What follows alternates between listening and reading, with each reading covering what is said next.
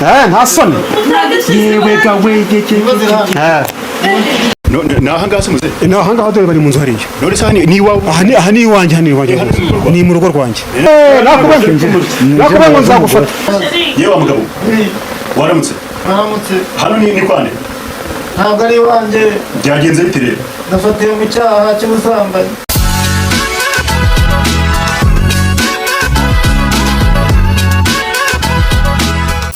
Yes, reka ngusuhuze kandi nkwifurize ibihe byiza wowe udahwema gukurikira Jado Inganzo TV, kandi nkwifuriza ibihe byiza cyane cyane wowe wamaze gukora subscribe kuri iyi channel.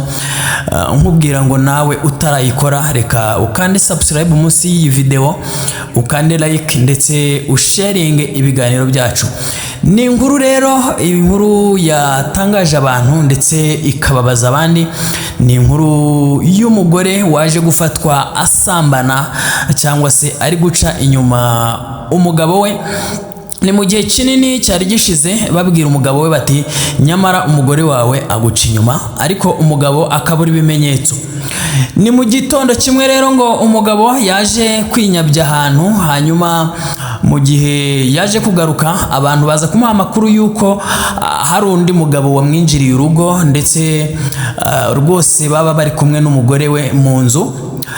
Hanyuma rero umugabo aje kureba mu nzu arababura, ariko ngo aza kumenya yuko bari mu nzu y'umukozi wabo, ariho nyamugore we ndetse n'uwo mugabo wundi waje gusambanya umugore we.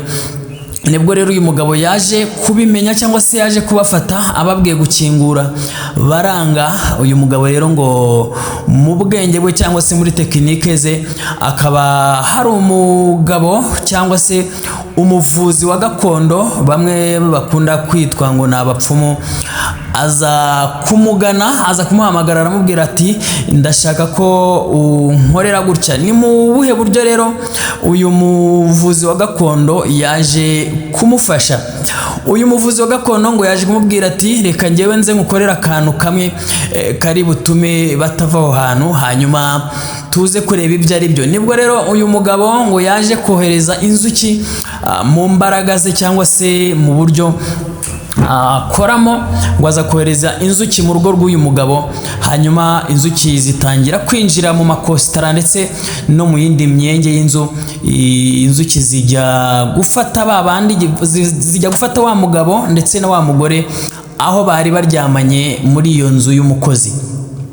Nibwo rero uyu mugabo yaje guhamagara itangazamakuru, bitangazamakuru bigera nko muri bitatu, aza kubabwira ati muze mbereke inkuru.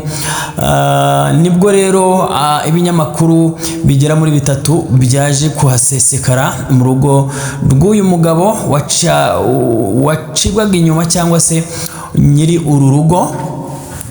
Nuko mwagiye mubona muri video niko byaje kugenda. Rero uyu mugabo itangazamakuru rimaze kuhagera, ndetse nibwo yaje gusobanura uburyo ki umugore we arimo aramuca inyuma mu nzu y'umukozi wabo. Nibwo haje kugaragara nkuko mwagiye mubibona mu mafoto, uyu mugabo wari wambaye ubusa hejuru, yambaye ipantaro y'itiriningi, ariko umugore we yanze kwigaragaza cyangwa se yanze kubyuka kubera isoni n'ikimwaro yari afite. Niho rero n'abaturanyi bari baturanye n'uru rugo cyangwa se n'uyu muryango nabo baje guhurura bavuga bati dore ibyo twajyaga tuvuga tubicira amarenga kandi tubwira umugabo nawe ntabyemere, none byaje kugaragara. Aha rero niho uyu mugabo nyir'urugo yagiye asobanura avuga yuko urugo rwe rwari rumaze kwangirika, ndetse n'abana babyaranye n'uyu mugore we ngo bari bamaze kuba amaharakubiri. Ubwo ngo bamwe bari baramaze kuba inshuti na nyina, baranze se bavuga bati papa yanga mama, ahora amubeshyera yuko amuca inyuma cyangwa se asambana n'abandi bagabo. Hakaba abandi nabo bavuga bati ibi ngibi natwe turabizi, nabo baragiye ku ruhande rwa se. Uyu mugabo rero yavugaga ati biraza kuba byiza ubwo bimenyekanye, aba bana bombi baraza noneho kuba babyemeza. Ni mu gihe rero nanone ngo umuryango w'uyu mugore we wari waramaze kwijundika cyangwa se kwishyiramo uyu mugabo, bavuga bati umukobwa wacu uramubeshyira, umukobwa wacu ni ukumuharabika.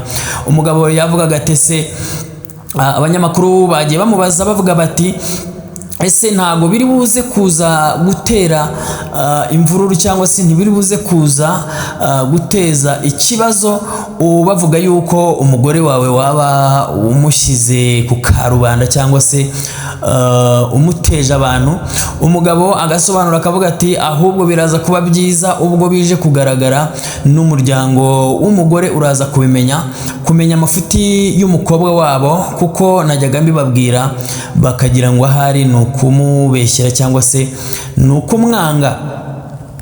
Baje uyu mugabo rero, abanyamakuru baje kubaza uyu mugabo uvura cyangwa se bita umuvuzi wa gakondo, abenshi bakunda kwita umupfumu, bamubaza bati se ibi ngibi ntago ari bya bindi bita ko ari ubupfumu cyangwa se uburozi?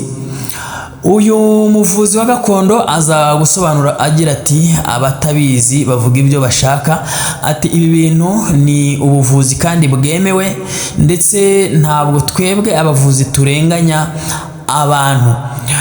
Yaje kubazwa niba atari muri ba batubuzi bajya bavuga ko bavura indwara runaka cyangwa se bajya bakoresha imiti bakavura abantu, ndetse bakaba bagaruza ibyo bibwe ndetse n'ibindi byinshi bigiye bitandukanye.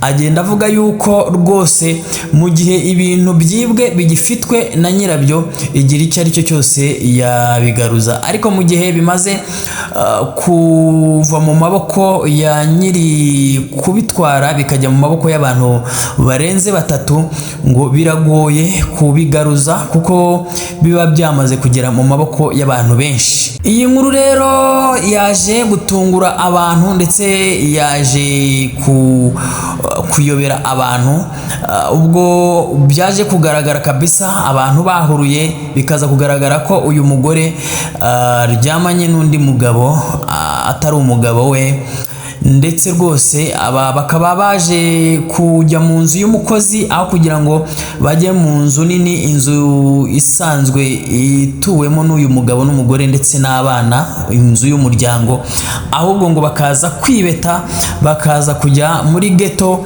y'umukozi wabo, akaba ariho bajya gusambanira. Nk'uko byagiye bigaragara mu mafoto, uyu mugore rwose yaje kumwara ndetse isoni ziramukora, ubwo rwose yavugaga yibereye mu ishuka, yanze kugaragaza isura ye ndetse yanze no kubyuka. Ngaya rero amakuru twari tubafitiye cyangwa se inkuru twari tubafitiye uyu munsi, twari tuzindutse tubagezaho.